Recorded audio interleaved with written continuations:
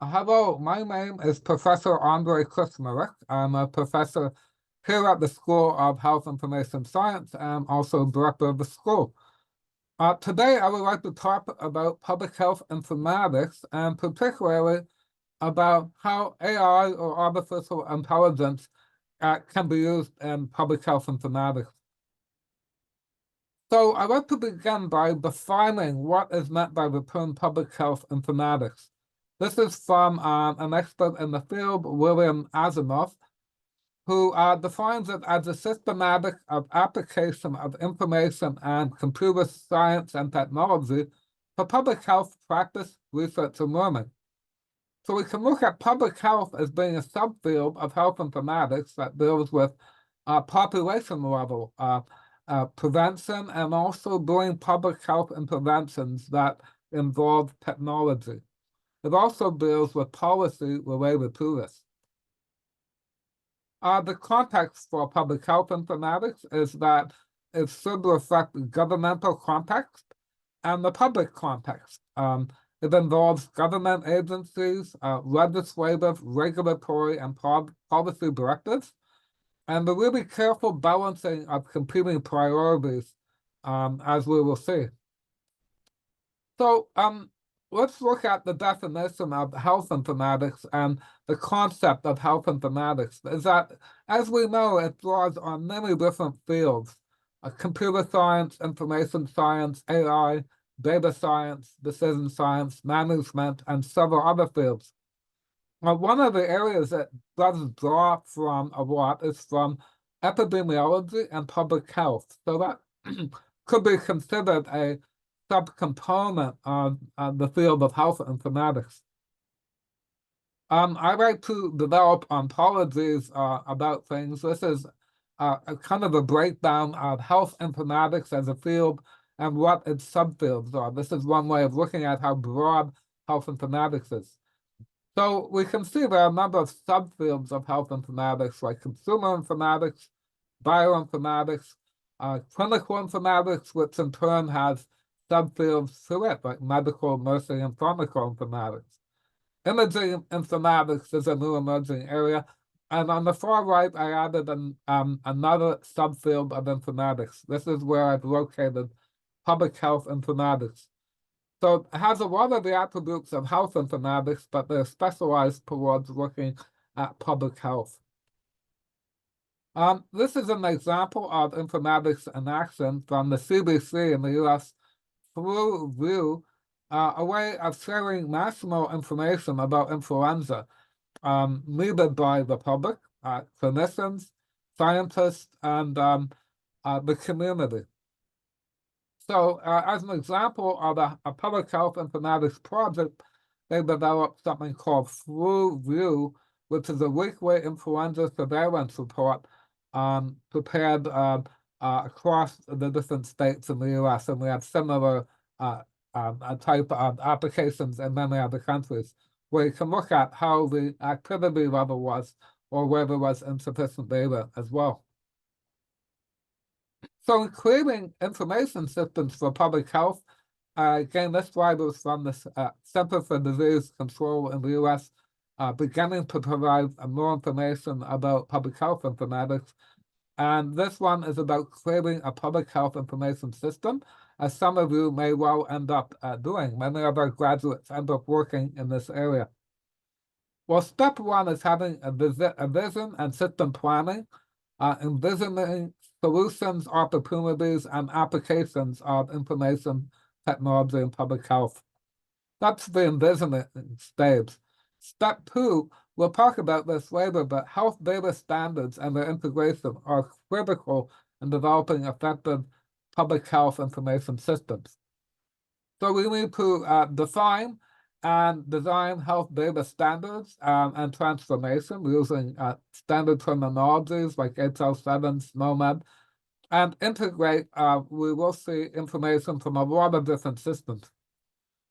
We need to design and implement databases, tables, and link them to support health data standards and integration in public health information systems. In step three, we need to consider data privacy and security. and implement data privacy and regulations relevant to the region we are developing the system. And step 4 is system design and implementation, where we design and implement methods for developing public health information systems. And today we'll talk about a number of different types of systems. And step 5 is creating visualizations and analytics and reporting of health data. So the type of knowledge, as we'll see in developing this successfully, is very broad. We need broad knowledge if we look at the yellow boxes of public health practice, expertise in health data standards, relational databases, knowledge about health privacy, understanding technology security, and expertise in health systems and data interoperability. So many of the components that we're learning in health informatics are applicable in developing public health information systems. Just to say, in developing them, just as in other health informatics projects, we have to look at what are the project requirements in terms of functional requirements. What will the system actually do? The technical requirements, what technical platform it will run on, etc. And last but not least, what we call non-functional requirements, aspects like usability, privacy, enjoyability, learnability. And we'll see in some examples that all of these requirements are critical in developing effective public health information systems. And another background slide, just to say that the types of knowledge needed for successfully developing public health systems is a lot. If you're a manager, you need to know about scope management, time and scheduling management, cost management, project risk management. I'll talk a little bit about procurement management, stakeholder management, and of course, a good background in health informatics and crossing over with public health knowledge. Although you will be working with different types of professionals, you need to have some understanding and appreciation of many of these topics. And I say that in order to avoid disasters in implementing systems, we need to have a good risk management plan, a way to identify and mitigate software development risks. If risks come up, identify them, have a proactive approach to dealing with them, monitoring them. And I emphasize this because as I'll talk about, large public health informatics projects have a high chance of failure. I once worked on one of the largest projects in Canada, and there were a lot of risks and issues with the development of the system. It was a pan-Canadian health surveillance system, and it was very complex. So every project in public health informatics should have a risk management strategy. And just to make this concrete, I'll mention some of the categories of project risk. System requirements, requirements that are poorly understood, unnecessary features, tools and technology, using the wrong tool to develop the system in, and perhaps not having the right interoperability plan, terminology, or standards. People issues, of course, about project management, people understanding what the project is about, having proper expectations, and last but not least, the environment. That's the organization's commitment to carrying out a successful project. And I'll just, on the risk management end with this, that there are methods for dealing with this. This applies not only for public health systems, but all systems, is identifying project risks, estimating what the risk probabilities are, the types of risks I showed on the previous slide, prioritizing them, what to look out for, and developing and implementing mitigation strategies throughout the whole project. So what are recommended development approaches for public informatics project? One is the use of an iterative approach to develop systems, not the classical waterfall, especially on projects that have never been attempted before, like a pan-Canadian health surveillance system. Need for interdisciplinary teams that have both technical and clinical knowledge. In this crossover area between public health and IP, we need both. As I've mentioned, need for clear requirement definition, approach to development that might involve prototyping over time and successive refinement of the system. I've already mentioned need for consideration of data access. Nowhere is this more important than in development of public health information systems. As with privacy and privacy impact, data may be coming from different sources, and are we able to do that according to current regulations and standards? And inclusion of risk management. So that was just some background on some of you, as I know, may end up working in the field of public health informatics and developing systems. Some things to watch out for and consider. But the main focus of my talk today is on artificial intelligence in relation to public health informatics. So in beginning this topic, I'd like to begin with defining artificial intelligence, or AI. I mean, much has been said about it in the media, and we'll try to demystify some of that today and then describe it in the context of potential projects in public health. So AI refers to what will be considered intelligence exhibited by machines rather than humans.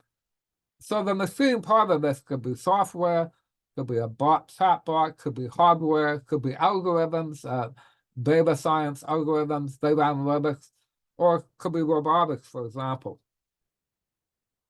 And AI has actually had a very long history, over 50 years. And some of the earliest work, I started working in this area in the late 1980s, and what was really promoted a lot at that point was something called AI expert systems that contained a knowledge base of rules, and systems were built around specific areas, like doing diagnosis in medicine, business, and other areas. So some of the first AI actually came out of medicine with Edward Sortlett's Myson expert system in the 1970s.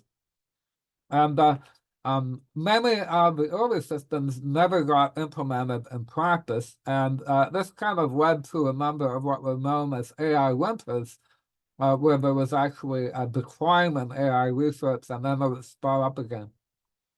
However, many of the early approaches from the 1980s that were prototyped then have really taken off 30 or 40 years later with the advent of more powerful computing, like graphical processing units and that. So most notably among that, from my experience, was the area called artificial neural nets, which since the late 1980s have become the basis of much of what you've heard about, probably deep learning systems, convolutional neural networks, and many others.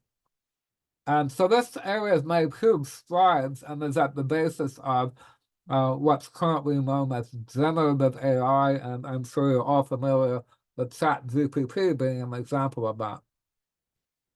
So just to put this in context, is that there has been an increasing range and scope of AI technologies over the past decade. So we can consider some of these in relation to public health. And the other point is AI is just not one technology, but rather many different areas, and they've all had their own trajectory, expectations, and history.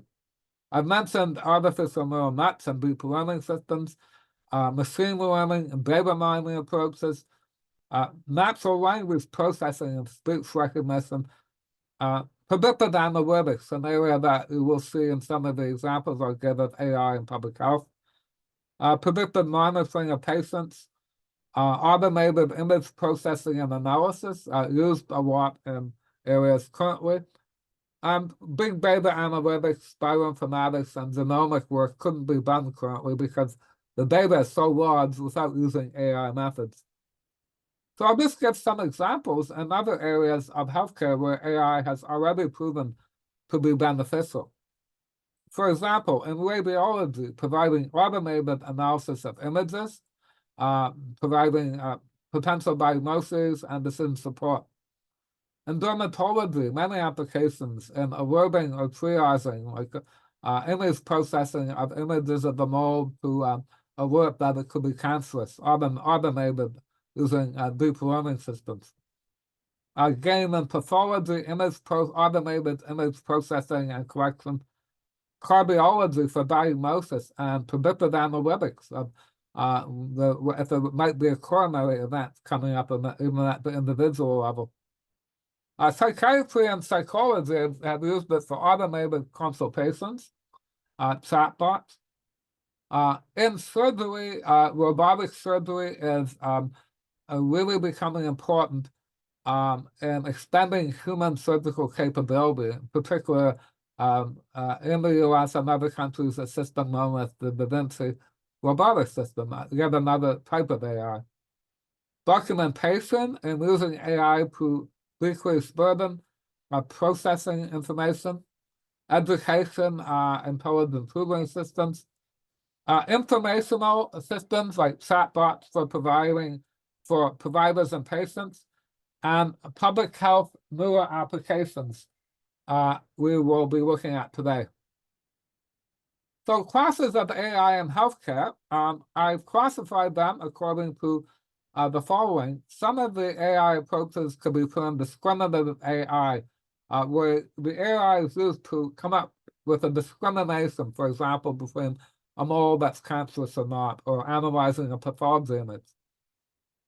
We'll talk more today about predictive AI. Predicting has been applied for things like predicting flow through a hospital, cardiac events, clinical outcomes, or even predicting spread of an epidemic. Generative AI is that category I lumped together of AI used for generating reports and visualizations, and could also be used for creating patient-facing chatbots. So just some more background on AI. The characteristics of successful AI to date, as I mentioned, has been proven very useful for a number of different areas, particularly where there are well-defined tasks. Most useful when supporting human decision-making and not replacing it. Some of the applications I'll talk about today in public health are designed to provide support to human decision-makers about how to deal with things like pandemics, not replacing their decision-making. And AI models, as we'll talk about, have to be both adaptable and updatable. Just one last background on AI is that there's something known as the Gartner hype cycle, right? That every year they put this out for different technologies, and it goes through when the technology is first introduced, called the innovation trigger, and reaches a point of what they call peak of inflated expectations, where everyone's saying it's going to do everything, and then we find out it doesn't quite live up to what's been hyped. Often the technology will fall through into the trough of disillusionment, and technologies that are useful pick up and end up being used on the plateau of productivity.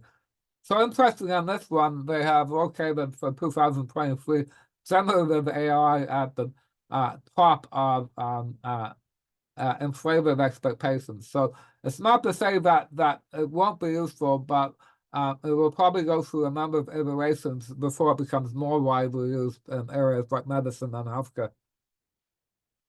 And just some other points about AI. As I said, I've worked in AI since the 1980s, and then worked in the area of human factors, and I'm kind of back working in AI again. But some of the issues that came up then are still around today, like trust of systems, accuracy, legal liability of AI systems, knowledge acquisition. Where do we get the knowledge or training data to run the system? Is it accurate or not? Does the system provide understandable explanation capability? If you ask it how it arrived at a solution, and what are the actual modes of interaction with the system? Is it embedded or ubiquitous? And there are a lot of challenges, as we'll see, with integrating AI with existing systems, software, and work processes, and issues around generalization of AI. Does a system developed in one province or country generalize to another country? All AI should be evaluated to make sure it's not adding risk. And one of the public health projects I worked with, we were very conscious of evaluating the system to make sure that it didn't provide information that might be of risk for clinicians or others using it. It was a public health surveillance system. Understanding failure modes when systems fail, like any other AI systems will fail, where they fail and what the implications are. Interoperability, how again the system interoperates with other systems and integrates into healthcare practice. So the point I have below is the above apply and must be considered when we apply AI to public health.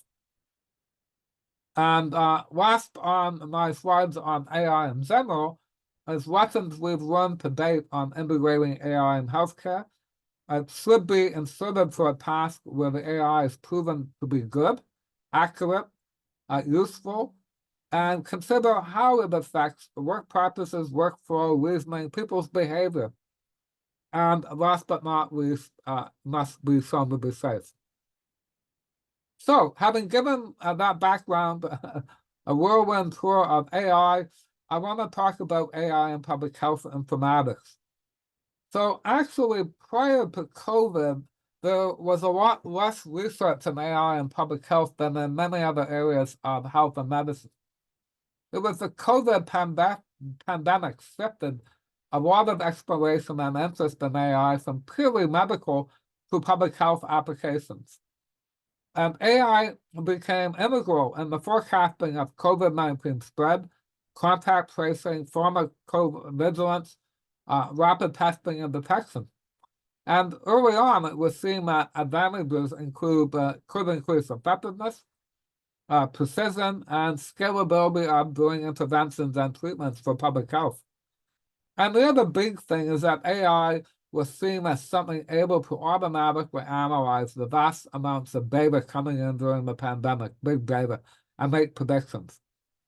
I would say that we have the term R&D, research and development, but in many cases, the applications were new, and I would classify more in the area of research rather than development.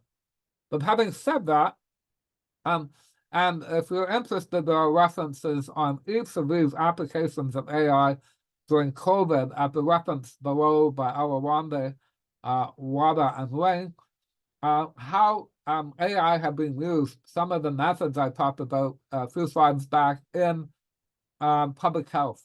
So for one was for COVID diagnosis, computer-aided diagnosis of CT scans, COVID outbreak surveillance, identifying outbreaks from things like intake forms from hospitals or regions.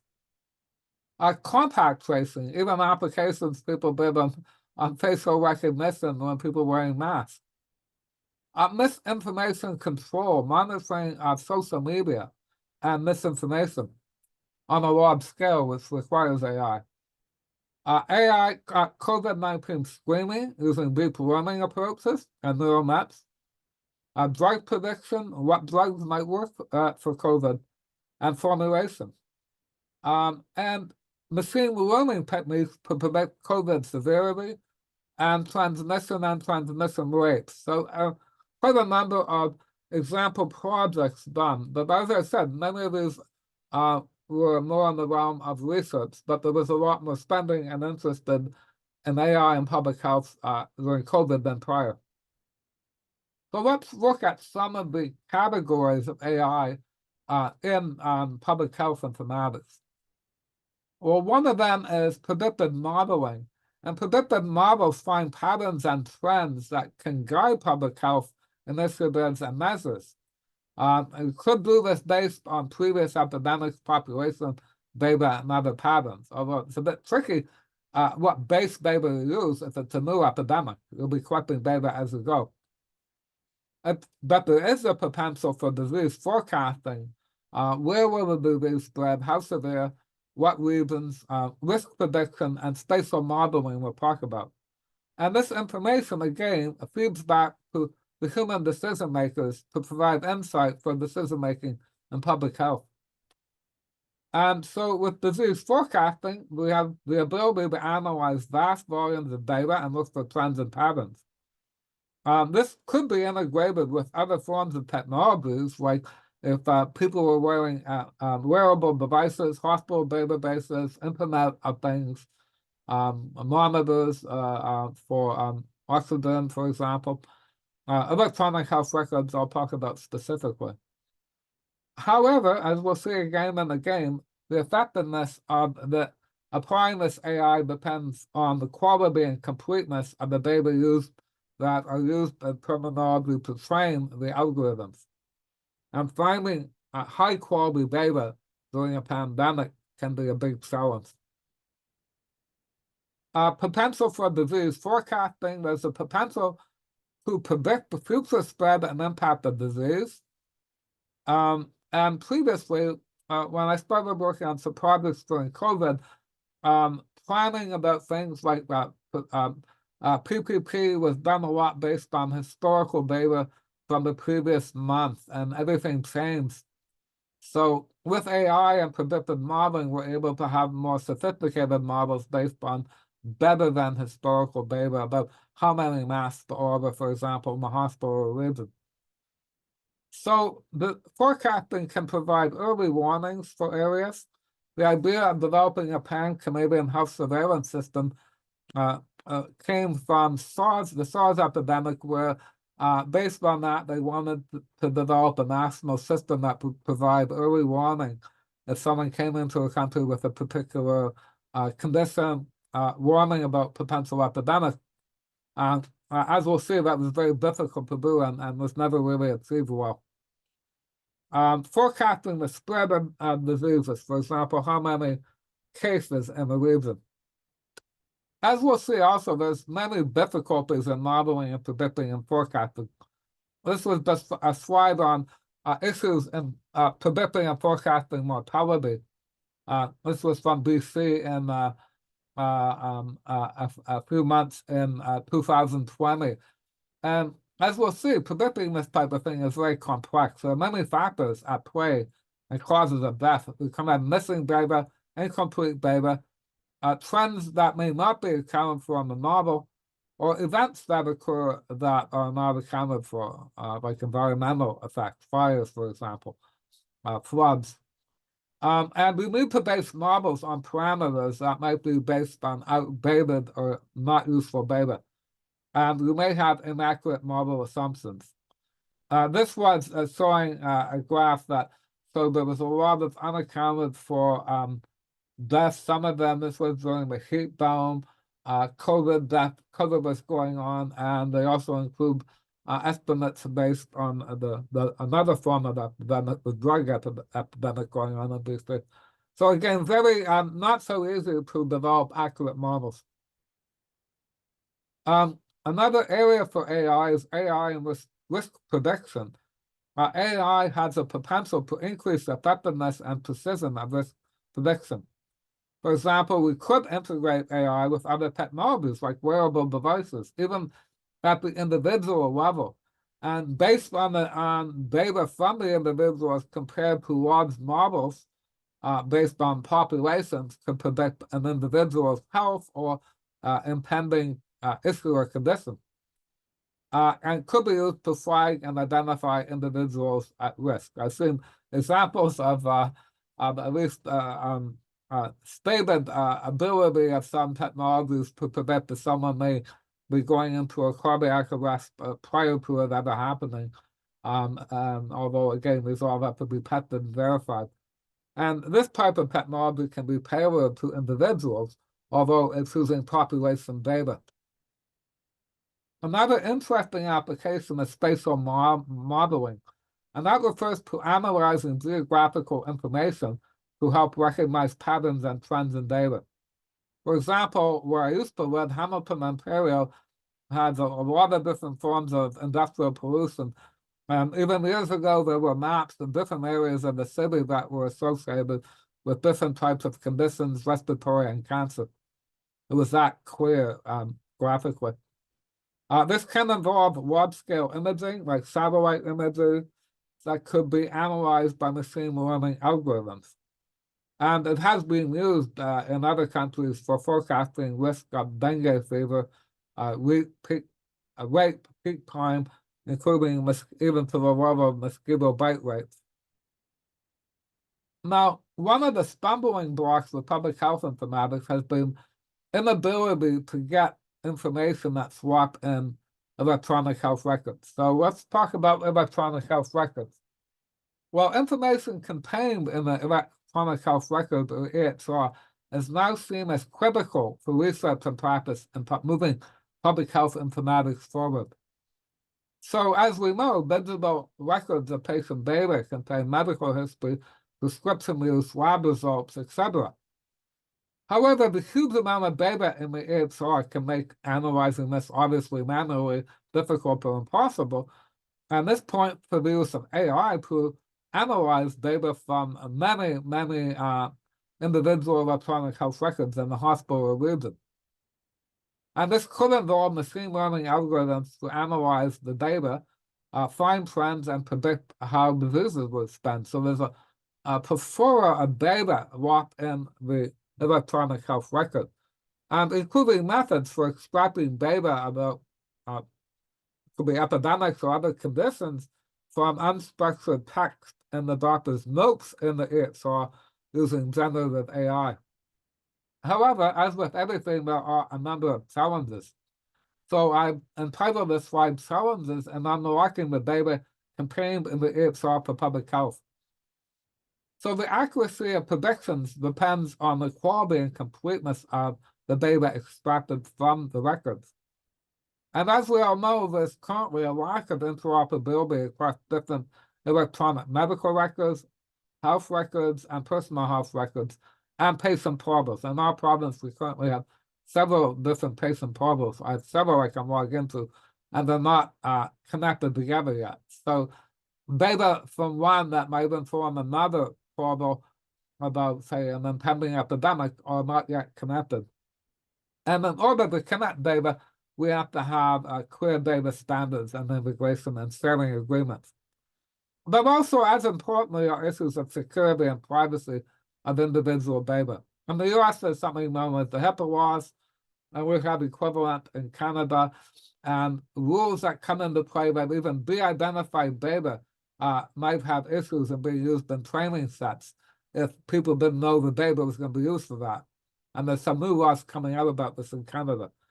However, having said that, some of these AI models have a huge potential if we can tap into the EHR.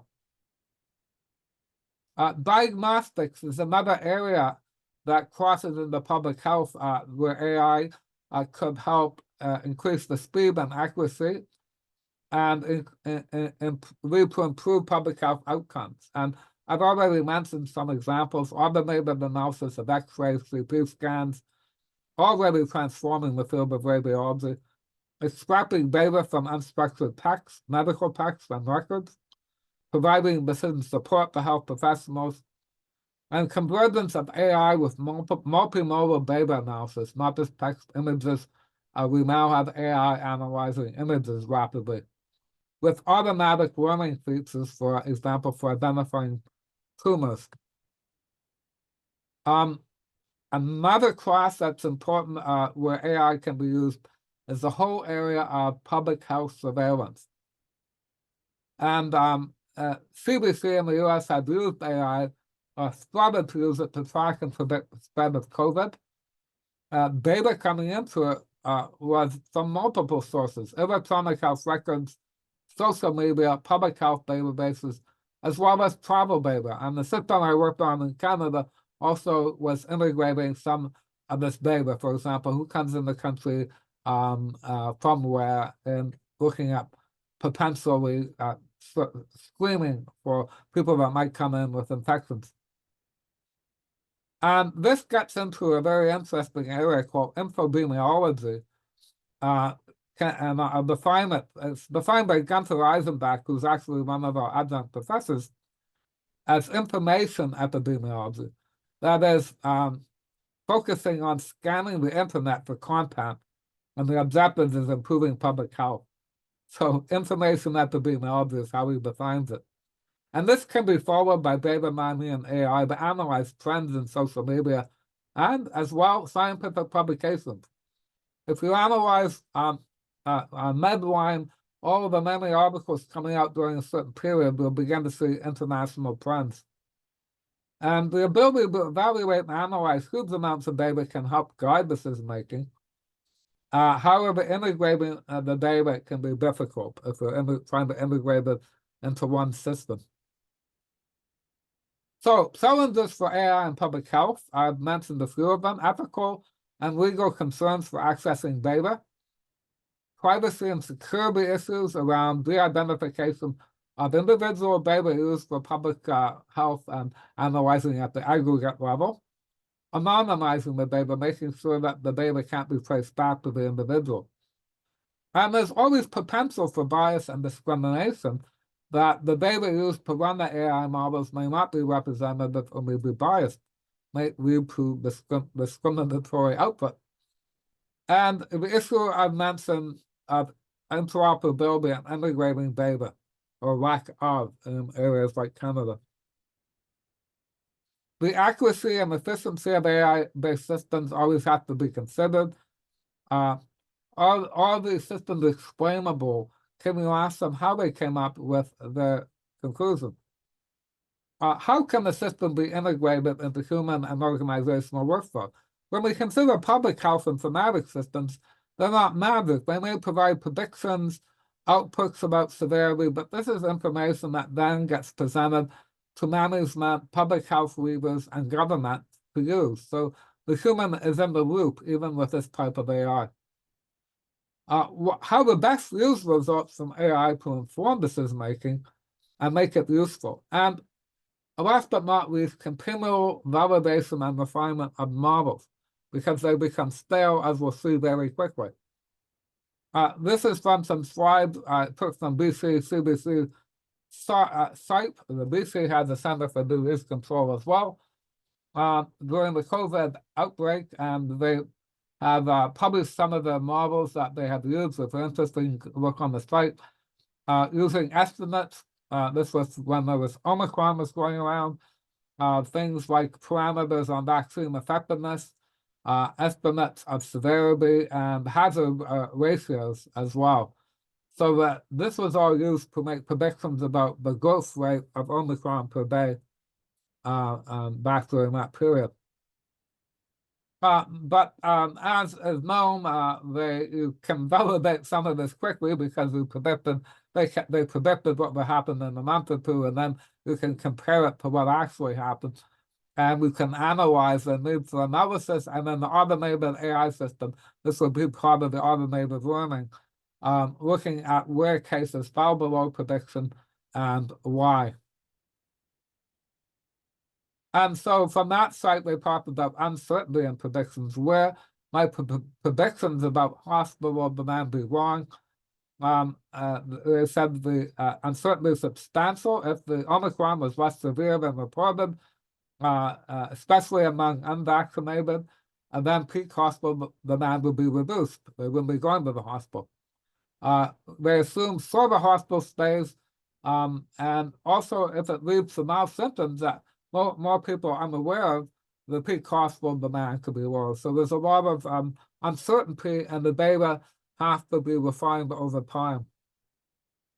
So just as an interesting thing to end on, about some of these types of technologies, I remember it was well before COVID, more than 10, 15 years ago, Google came up with something called Google Flu Trends.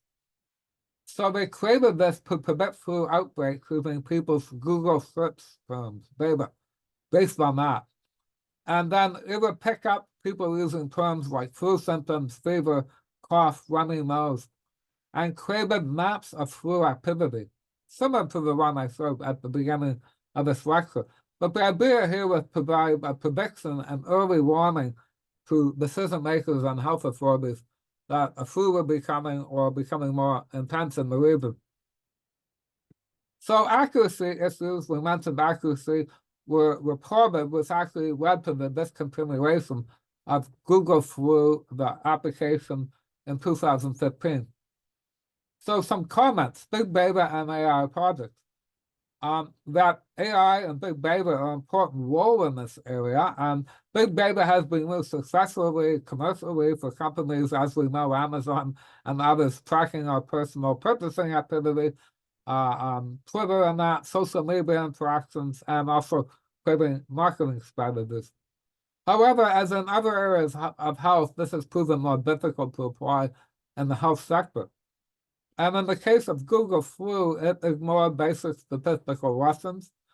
It was a big data project to predict outbreaks using SIRPs data, but relied on simple correlation without understanding causation. And this ultimately led to misleading results and inaccuracies. So lessons learned from modeling since then have been many.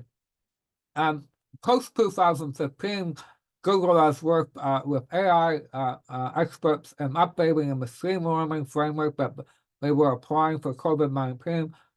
This one does show how close or how far some of the predictions were from what was termed ground truth as well. So the systems then could take the error and automatically learn. So Google's COVID 2021 updated modeling framework using machine learning.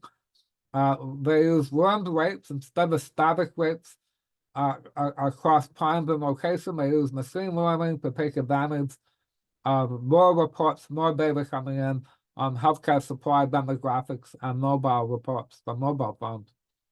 Explainability, they are attempting to provide explainability to decision makers, and inclusion of more data, including hospitalization data, ICU data, ventilator data, and vaccine data. And importantly, having greater information sharing across locations across this was in the US. So use of new modeling techniques to minimize error. So that leads me to my conclusions. Public health informatics, at the beginning of this lecture, I defined it. I wanted to talk about it because I think it's important to know it's an important sub-branch of health informatics, which is why we're beginning to teach courses on this. And some of you, many of graduates we've had, I've worked for preventive health services and other areas. During COVID, I remember students from health information science set up a lot of the vaccination clinics, the workflow, the data for that.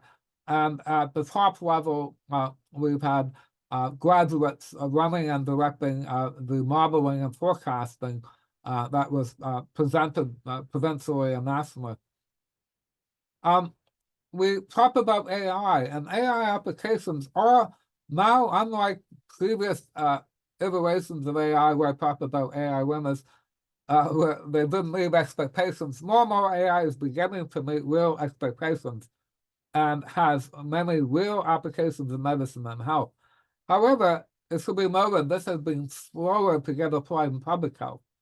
But with the pandemic, there was a lot of grant funding, for example, for doing work in this area and AI in public health, and that spurred a lot more work in it. Not all of it became useful. I did a literature research on methods for contact tracing, and many of them didn't work in the end.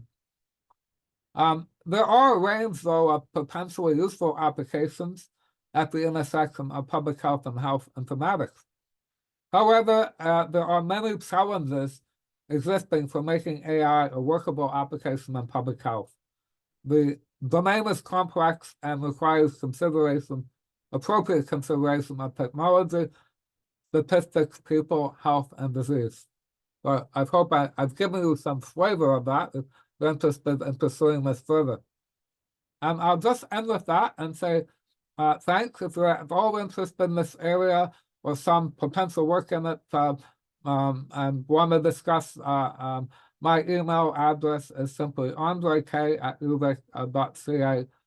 Please feel free to do so. And with that, I'll say thank you.